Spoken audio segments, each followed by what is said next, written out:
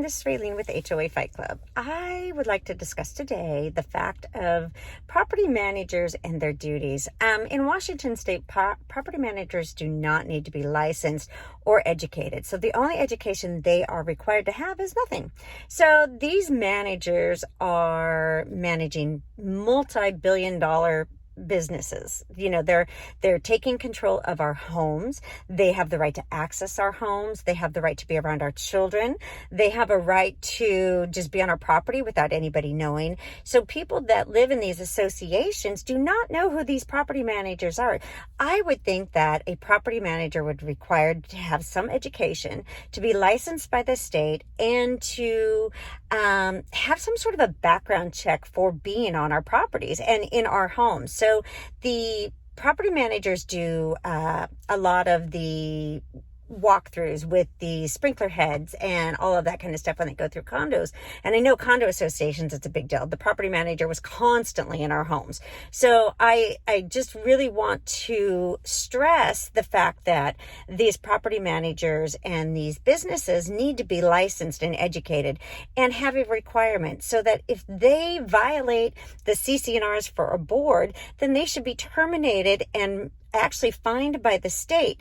The property manager should be our first line of defense. So if he sees that the board is not following the CC&Rs and not doing what they're supposed to be doing, you would think that his duty would be to report it to a business organization with the Attorney General's office or something, or they should resign, because if I was a property manager and the board was violating the CC&Rs, I would resign, because that puts everybody in jeopardy, and that's not what's best for the association.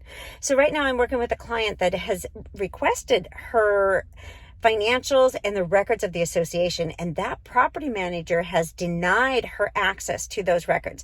Now in Washington State, all records of the association should be made available to the homeowners. There's no reason, you don't have to have a reason. Your reason for getting these records are because you're an owner, and that is their obligation. So this property manager is using the COVID restrictions not to open their office, which is fine. They don't have to open their office. They don't have to have a mad traffic, but they could do it by appointment only and schedule this homeowner to come in and view the records. They can follow the social distancing, the mask guidelines. They can make up whatever rules they want, but they really don't have a right to tell homeowners that they can't come to the office that these homeowners are paying for. So if you're not going to open your offices, then the homeowner should get a discount for the duties that you are not doing. So they don't have the right just to not do their duties. That would be like a homeowner not paying their dues. We would be fined. So why isn't the property managers being fined and the boards being fined for denying our right to the records of the association?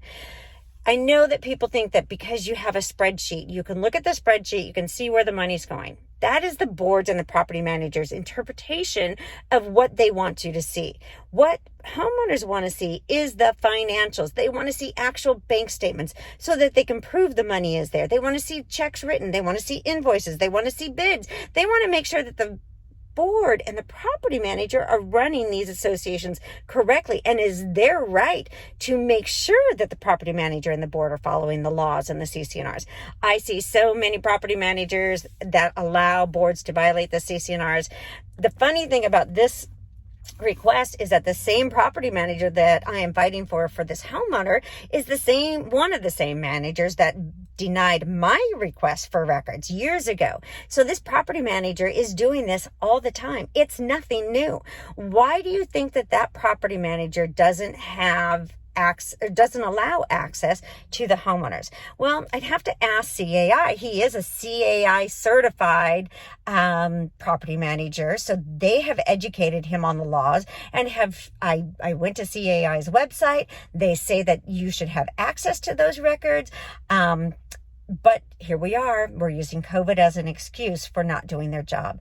And I think that the legislators, this next session that we come into, need to put laws in place to protect homeowners and their right to their property, right to their records, right to everything. And if a property manager is found to be doing the board's dirty deeds, then that property manager should be banned from being a property manager. They should lose a license, and they should never be able to property management in the state again, because this is our investments, your biggest investment you will ever make. This is your sanctuary. This is where you go to have peace. And if that property manager is going to violate your rights, they should be treated as such. If you violate the CC&Rs, you're fined. The property manager and the board should be fined for the same thing that they are fining you, and they should have liens applied just like they would expect to do for you. So if you are having problems with your property managers turning over records, especially in Washington state, I will expose every property manager that denies records.